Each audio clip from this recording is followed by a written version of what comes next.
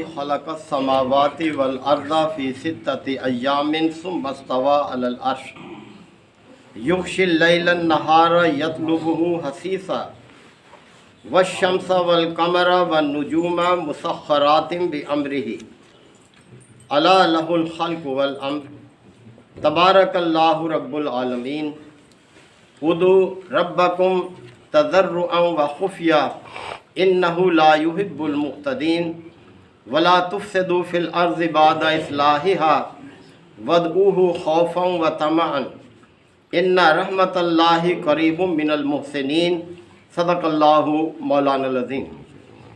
سورہ الاعراف کے یہ 7ویں رکوع کی ابتدائی آیات ہیں۔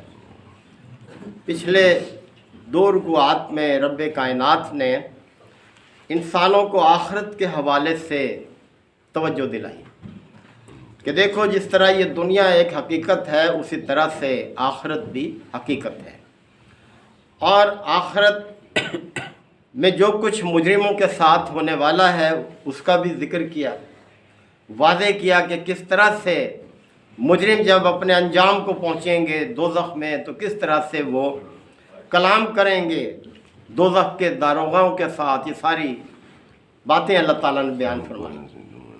اب ایک نئے پہلو سے توجہ دلائی ہے انسانوں کو، فرمایا کہ ان ربکم اللہ، تم سب کا رب اللہ ہی ہے۔ رب کا لفظ عربی زبان میں 3 معنوں میں استعمال ہوتا ہے۔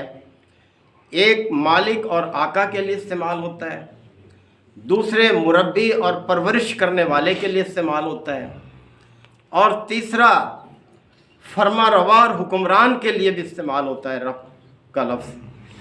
تو اللہ تعالیٰ تینوں معنوں میں رب ہے، یعنی وہ اس کائنات کا مالک بھی ہے، اس کائنات کو نشو و نما دینے والا بھی ہے، اور اس کائنات کا حکمران بھی ہے۔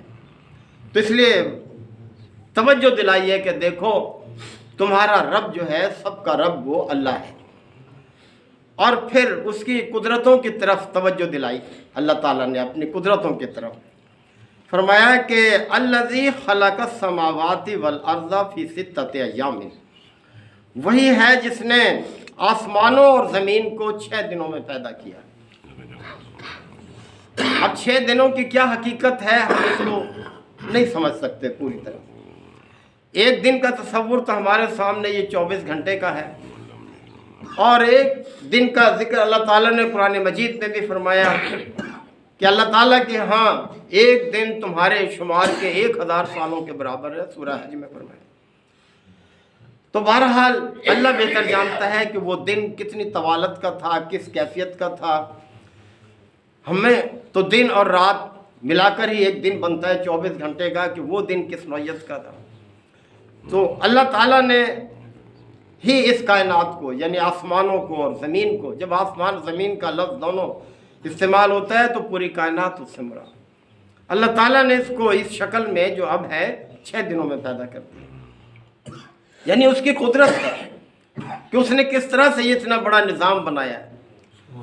انسان حیران ہوتا ہے جب غور کرتا ہے، اور اللہ تعالیٰ نے فرمایا کہ ان فی خلق السماوات والارض واختلاف اللیل والنہار لآیات، نشانیاں ہیں آسمان اور زمین کی تخلیق میں، رات اور دن کی تخلیق میں۔ ان کے لیے اولو الالباب کے لیے، جو عقل والے ہیں، جو غور و فکر کرنے والے ہیں، ان کے لیے نشانیاں ہیں۔ تو بہرحال بہت بڑی قدرت کا مظاہرہ ہے یہ، اور رات دن ہم روز دیکھ رہے ہیں ہمارے سامنے۔ یہ رات دن کی تبدیلی کوئی معمولی چیز ہے؟ ہر ایک کے اپنے اپنے عوامل ہیں، دن کے اپنے عوامل ہیں، رات کے اپنے عوامل ہیں، کتنے مفاد وابستہ ہیں جانداروں کے اس کے ساتھ، کتنی حکمت کے ساتھ اس نے یہ سب کچھ کیا ہوا۔ ثم استوى علی العرش، پھر وہ عرش پر جلوہ گر ہوا، یعنی ساری کائنات کی شکل میں تخلیق کے بعد عرش پر جلوہ گر ہوا۔ اب یہ بھی ہمارے سمجھ سے باہر ہے کہ استوى علی العرش جو ہے کہ اللہ کا عرش کس نوعیت کا ہے۔ کیا جیسے ہمارے ہاں بادشاہ کا عرش ہوتا ہے اور وہ اس پر بیٹھتے ہیں، اب اللہ کی کیا کیفیت ہے اللہ ہی بہتر جانتا ہے۔ بہرحال وہ کائنات کی فرما روائی کر رہا ہے۔ یغشی اللیل النہار، اور وہی رات کو دن پر ڈھانپ دیتا ہے، تاریک کر دیتا ہے، اور حسیسا یطلبہ حسیسا، اور دن اس کے پیچھے پیچھے دوڑتا چلا آتا ہے۔ یعنی اتنی بڑی قدرت کا مظاہرہ روزانہ انسانوں کے سامنے ہوتا ہے اللہ کی قدرت کا، اور اس کے مفادات جو ہیں وہ بے شمار ہیں، رات اور کے اپنے مفاد ہیں، دن کے اپنے مفاد ہیں، میں اس تفصیل کی طرف نہیں جاتا۔ بہرحال یہ سارے پودے جو خوراک بنا رہے ہیں یہ سورج کی روشنی سے، اور سارے جانور اس کو کھا رہے ہیں، استعمال کر رہے ہیں، اور ہوا میں نمی، یہ جو تناسب ہے آکسیجن اور کاربن ڈائی آکسائڈ کا کس طرح سے اللہ نے قائم رکھا ہوا ہے، عقل حیران ہوتی ہے۔ یہ ہوا جو اس وقت موجود ہے زمین کی چاروں طرف، اس میں 78% نائٹروجن ہے، 78% نائٹروجن، جو یہ کھاد بنانے کے کارخانے استعمال کرتے ہیں، فضا سے لیتے ہیں، اور 21% اس میں آکسیجن ہے، یہ 99 بن گئی، 78 اور 21، اور 1% میں جو ہے کاربن ڈائی آکسائڈ، کاربن مونو آکسائڈ اور دوسری ریئر گیسز شامل ہیں۔ اس تناسب کو دیکھیں اس نے کیسے قائم کیا ہوا ہے، یہ تو اب انسان نے خود اس کو دریافت کر لیا، کیا اس کی حکمت ہے، کیا اس کی قدرت ہے، اور پھر اس رب کو نہ مانے، پھر اس سے سرکشی اور بغاوت اختیار کرے انسان، یعنی کتنا حکمت ہے۔ یہ تو صرف ایک ہوا کی بات میں نے کی ہے، اور باقی چیزیں تو ان لوگوں کے لیے نشانیاں ہیں جو عقل والے ہیں۔ اللہ تعالیٰ نے فرمائے زمین اور آسمان کی تخلیق میں، رات دن کی تبدیلی میں، لآیات لأولی الالباب، ان لوگوں کے لیے نشانیاں ہیں جو عقل کو استعمال کرتے ہیں، عقل سوچ و بچار کرتے ہیں۔ تو فرمایا کہ والشمس والقمر والنجوم، اور اسی طرح سے یہ چاند، یہ سورج، یہ ستارے، یہ سب اسی نے پیدا کیے ہیں۔ حیرانگی ہوتی ہے، دیکھیں یہ روشنی جو ہے 1,86,000 میل فی سیکنڈ کی رفتار سے سفر طے کرتی ہے۔ یہ بیٹھے ہیں پروفیسر صاحب جو فزکس پڑھاتے ہیں، 1,86,000 میل فی سیکنڈ، یعنی 3 کے ساتھ 8 صفریں لگا دیں اگر تو یہ پھر میٹر میں آ جائے گا، اور 3 کے ساتھ 6 صفر لگا دیں تو کلو میٹر میں آ جائے گا۔ اتنی رفتار سے 1 سیکنڈ میں سورج سے روشنی زمین تک 8 منٹ 20 سیکنڈ میں پہنچتی ہے۔ کتنا بڑا فاصلہ رکھا ہے اس نے، اور یہ تو کچھ بھی نہیں ہے فاصلہ۔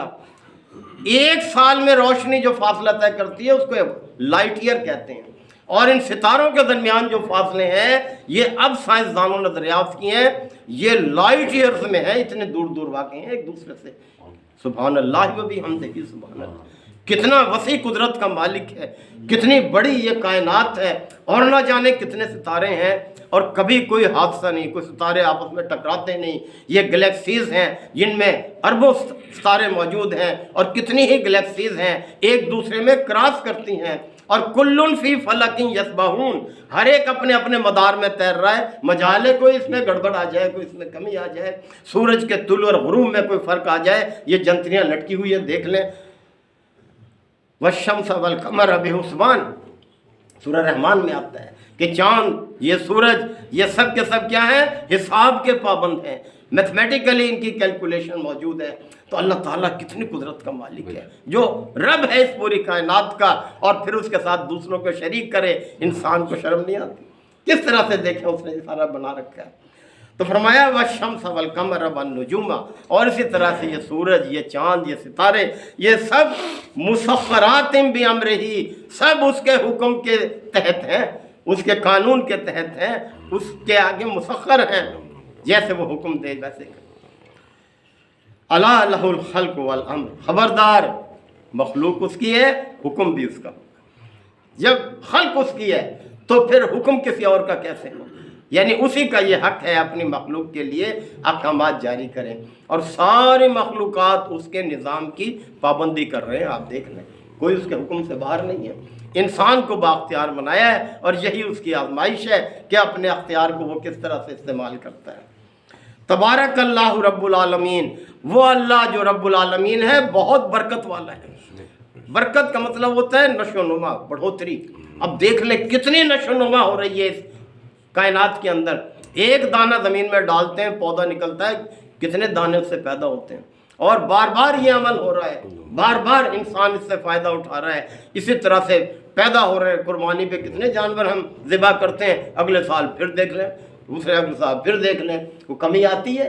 تو یہ ہے تبارک اللہ، اللہ جو رب العالمین ہے، انتہائی بابرکت ہے، اس کی برکت کا تم اندازہ نہیں لگا سکتے۔ اسی طرح ہمارے نیک اعمال میں بھی برکت دیتا ہے، ایک نیکی کریں 10 گنا شمار کرتا ہے اس کو، کتنی برکت، کم از کم ہے یہ پیمانہ 10 گنا، ورنہ 70 گنا 100 گنا 1000 گنا، وہ جتنا چاہے بڑھا دے، مالک ہے وہ، لیکن غلطی کو اتنا ہی سزا دیتا ہے جتنی اس کی غلطی ہوئی ہے۔ تو بہرحال مسخرات بامرہ، سب اس کے حکم کے تابع ہیں، الا لہ الخلق والامر، خبردار مخلوق اسی کی ہے، لہذا حکم بھی پھر اسی کا۔ تبارک اللہ رب العالمین، اور وہ اللہ جو رب العالمین ہے بہت برکتوں والا ہے، اس کی برکتوں کا اندازہ نہیں لگا سکتے تم لوگ۔ ادعوا ربکم، لہذا اپنے رب کو پکارو، تضرعا، گڑ گڑاتے ہوئے، یعنی جیسے ایک بچہ ضد کرتا ہے اپنے ماں باپ کے سامنے مانگنے کے لیے، کوئی ضرورت پوری کرنے کے لیے، اس طرح سے اپنے رب کے سامنے گڑ گڑاؤ، وخفیہ، اور چپکے بھی، یعنی جیسے موقع ہو اس کو پکارو۔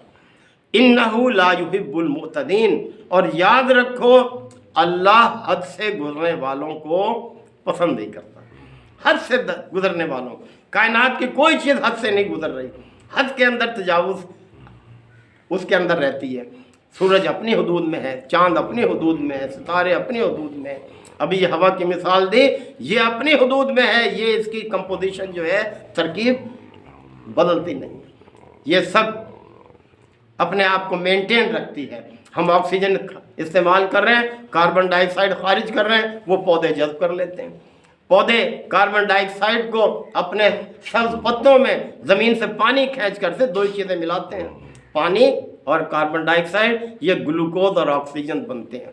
گلوکوز خوراک ہے جو ذخیرہ کرتا ہے، کوئی پتوں میں، کوئی بیج میں، کوئی تنے میں، کوئی جڑ میں، ہم اس پودے کی وہی چیز کھاتے ہیں، اور آکسیجن جو ہوتی ہے فضا میں چھوڑ دیتا ہے، یہ توازن قائم رہتا ہے، ہم سانس لیتے ہیں۔ کیا اس کا نظام ہے، حیران کو نظام ہے اس کا، یہ انسان ذرا غور تو کریں۔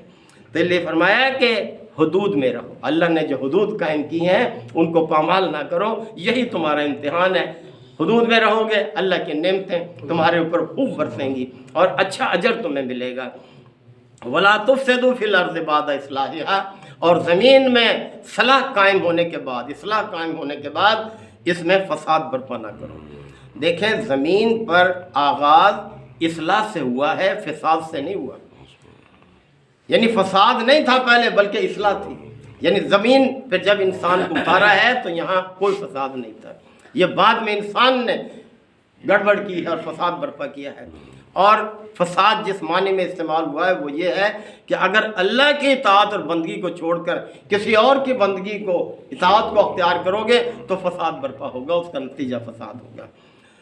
اور پھر یہ ہے کہ وَدْعُوا خَوْفًا وَطَمَعًا، اسی کو پکارو خوف کے ساتھ بھی اور امید کے ساتھ بھی، طمع کے ساتھ بھی۔ خوف کے ساتھ یعنی اللہ سے ڈرتے ہوئے اللہ کی بندگی کرو، اس کی حدود کی پاسداری کرو، اور اپنی ضرورتوں میں اسی کو پکارو، وہی سب کی حاجات پوری کرنے والا ہے۔ ان رحمت اللہ قریب من المحسنین، اللہ تعالیٰ کی جو رحمت ہے وہ یقیناً نیکوکار لوگوں کے ساتھ ہے۔ تو نیکوکار رویہ اللہ کو پسند ہے، اسی کو اختیار کرنے کی ہمیں دعوت دی جا رہی ہے۔ اللہ تعالیٰ آپ کو سمجھنے کے عمل کی توفیق عطا فرمائے۔ وآخر دعوانا الحمدللہ الحمدللہ۔ کون سا اظہر کے لیے شکر الحمدللہ، اظہر صاحب کے لیے اپنے ظہیر کی والدہ کا تو انتقال ہو گیا نا، پروفیسر چشتی صاحب بھی بیمار ہیں، ان کے لیے بھی ہم دعا کریں۔ الحمدللہ رب العالمین والصلاة والسلام علی رسولہ الامین۔ ربنا آتنا فی الدنیا حسنۃ وفی الآخرۃ حسنۃ وقنا عذاب النار وادخلنا الجنۃ مع الابرار یا عزیز یا غفار یا رب العالمین۔ ربنا لا تؤاخذنا ان نسینا او اخطانا، ربنا ولا تحمل علینا اصرا کما حملتہ علی الذین من قبلنا، ربنا ولا تحملنا ما لا طاقت لنا به واعف عنا واغفر لنا وارحمنا انت مولانا فانصرنا علی القوم الکافرین۔ یا شافی الامراض اشف مرضانا ومرضى المسلمین، یا قاضی الحاجات اقض حاجاتنا وحاجات المسلمین۔ اے پروردگار، ہمارے محترم بزرگ بھائی प्रोफेसर गुलाम चिश्ती नईम साहब को सेहत कामला آمین आजिल یا رب العالمین یا اللہ ان کا سایہ ان کے بچوں پر خیر سے قائم کر آمین یا اللہ ان کی بہت سی خدمات ہیں یہاں ہمارے ہاں بھی اس مسجد کے قیام میں بھی ان کا بڑا حصہ ہے یا اللہ ان کی حفاظت فرما ان کو آمین۔ صحت عطا فرما آمین اسی طرح ہمارے بھائی اظہر صاحب بھی بیمار ہیں یا اللہ ان کو صحت کاملہ عاجلہ عطا فرما آمین یا اللہ اس کے علاوہ ہمارے دوسرے دوست احباب رشتہ دار جو کسی بھی مرض میں مبتلا ہیں یا اللہ ان کو سب کو صحت کاملہ عاجلہ عطا فرما یا اللہ ہم تجھی سے درخواست کرتے ہیں تجھی سے دعا کر تجھی سے امید رکھتے ہیں یا اللہ تو کائنات کا رب ہے یا اللہ تو ہی پرورش کرتا ہے تو ہی سب کچھ عطا کرنے والا ہے یا اللہ تو ہمیں بھلائیاں عطا فرما آمین۔ برائی سے بچنے کی توفیق عطا فرما ربنا تقبل منا انک انت السمیع العلیم وتوب علینا انک انت التواب الرحیم صلی اللہ تعالی علی خیر خلقہ محمد و آلہ وصحبہ اجمعین آمین شکر